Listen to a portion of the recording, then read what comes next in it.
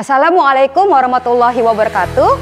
Ketemu saya dengan Rizka Januta Siregar, guru bidang studi matematika SMA Islam Anijam Medan.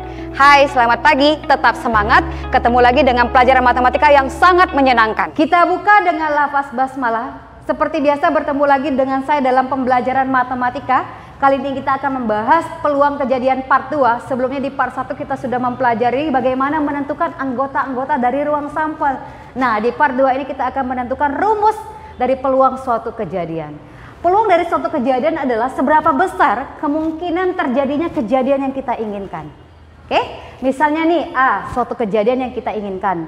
Peluang kejadian A disingkat dengan PA atau dilambangkan dengan PA. P itu juga peluang itu juga bisa dikatakan probabilitas ya. PA itu adalah NA, banyaknya anggota kejadian dibagi dengan NS, banyaknya anggota kejadian yang mungkin terjadi yang kita daftarkan di ruang sampel. Kita sebelumnya sudah mempelajarinya ya, cara menentukan anggota-anggota di ruang sampel dan menentukan berapa jumlahnya. Oke, inilah rumus peluang kejadian, bahwa peluang kejadian A adalah NA dibagi dengan NS. PA itu tadi peluang kejadian A, ya, kemudian NA adalah banyak anggota kejadian A,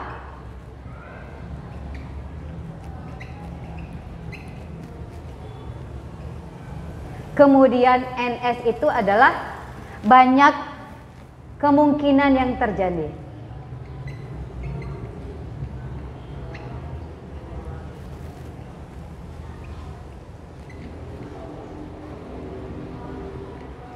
Atau ruang sampelnya ya.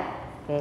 Dan yang harus kamu ketahui bahwa peluang kejadian dari suatu kejadian yang kita inginkan itu nilainya lebih besar sama dengan 0, lebih kecil sama dengan 1. Dia berada di tengah-tengah antara 0 dan 1. 0 berarti kejadian itu tidak akan terjadi. 1 kejadian itu pasti terjadi. Maka yang dikatakan peluang nilainya di antara 0 sampai 1. Biasanya dalam berupa bilangan pecahan. Oke, langsung kita masuk ke contoh soalnya. Kita masuk ke contoh yang kedua. Rudi memiliki 2 buah koin Rp1.000 lalu melempar kedua koin tersebut bersamaan. Berapa peluang munculnya sisi gambar pada kedua koin? Oke, kita jawab ya. Ini berarti ruang semestanya adalah pembahasan 2 koin. Kita sudah membahasnya di minggu lalu ya, tentang penentuan anggota ruang semesta. Kalau 2 koin, semestanya itu siapa saja ya? Itu ada A, gambar-gambar, angka-angka. Ini berarti gambar-gambar, angka-angka, angka gambar, kemudian gambar angka. Berapa NS-nya? NS-nya ada 4. 1, 2, 3, 4. Nah, kita tentukan dulu misalnya si A itu adalah kejadian yang kita inginkan. Apa kejadian yang kita inginkan? Adalah munculnya sisi gambar pada kedua koin. Berarti A adalah kejadian munculnya sisi gambar pada kedua koin ya. Langsung kita jabarkan siapa sih yang menjadi anggota kejadian A. Si A itu anggotanya siapa saja?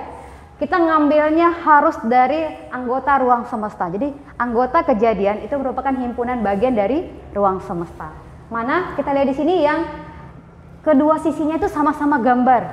Oke. Ini ya, sisi pertama gambar, sisi kedua gambar. Berarti anggota kejadian A itu si G. Berapa banyaknya? NA-nya 1, karena cuma 1 di sini. Berarti peluang kejadian A atau peluang kejadian munculnya sisi gambar pada kedua koin ya. Itu rumusnya kan NA dibagi dengan NS.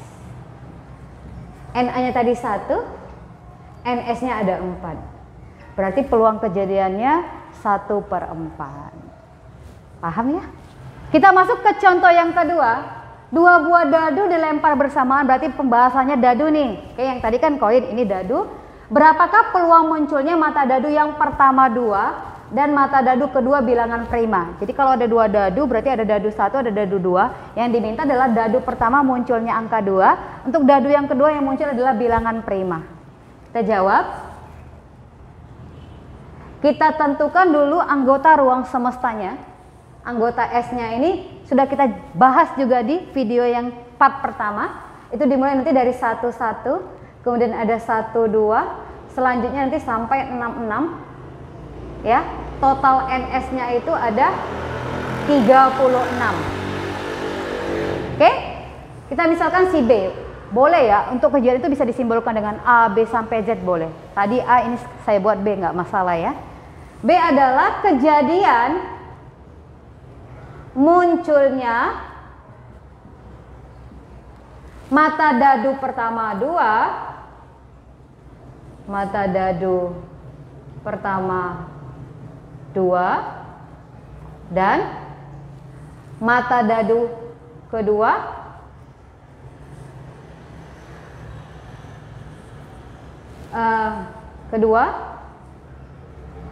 adalah bilangan prima.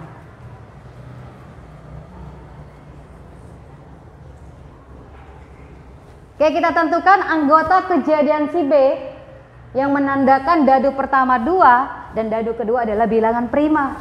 Ayo kita jabarkan anggotanya. Dimulai dari 2, mana bilangan prima? 2, 2. Oke, kemudian 2, 2, 3. Kemudian 2, 2, 5. Kemudian 2, 7. Enggak ya, karena 7 itu tidak ada di sisi dadu. Sisi dadu hanya sampai 6. Berarti sampai di sinilah anggota kejadian si B yang menandakan dadu pertama 2 dan dadu kedua adalah bilangan prima. Berarti banyak anggota kejadian si B itu berapa? 1, 2, 3. Hanya 3 yang ada di sini. Dan peluangnya adalah NB per NS. Ya, NB-nya 3, NS-nya 36. Berarti sama-sama dibagi 3, 1/12. Mudah sekali kan menentukan peluang suatu kejadian, baik itu koin maupun dadu. Next time kita akan bahas soal-soal peluang yang lebih konkret dan lebih sulit lagi. Terima kasih. Demikian pembelajaran kali ini. Sampai ketemu di video pembelajaran selanjutnya. Tetap semangat, jangan menyerah dengan matematika. Dan jangan lupa like, comment, and share. SMA Islam Marijam, unggul, cerdas, islami. Assalamualaikum warahmatullahi wabarakatuh.